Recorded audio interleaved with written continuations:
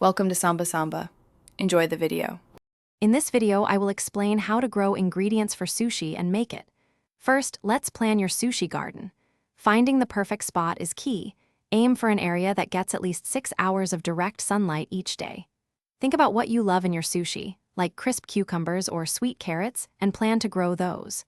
Don't forget unique herbs such as shiso for an authentic touch. Good soil is essential, so enrich it with plenty of compost. Now that your garden is planned, it's time to cultivate those delicious sushi ingredients.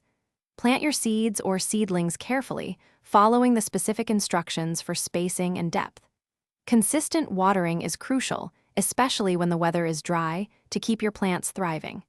Keep an eye out for pests and use organic solutions like neem oil to protect your harvest. Remember to pick your vegetables when they are young and tender for the best flavor and texture in your sushi. With your garden fresh ingredients ready, let's move on to crafting perfect sushi.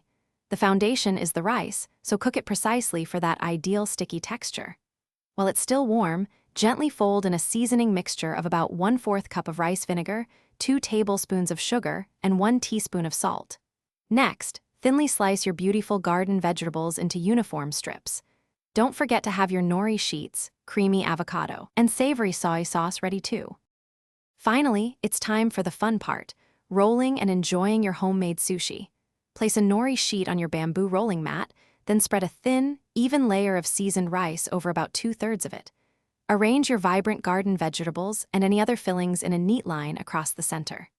Now, roll the mat tightly and firmly to form a perfect, compact log. Use a sharp, wet knife to slice your roll into about 8 pieces, and serve your fresh sushi right away. Thanks for watching. Consider subscribing if we helped you.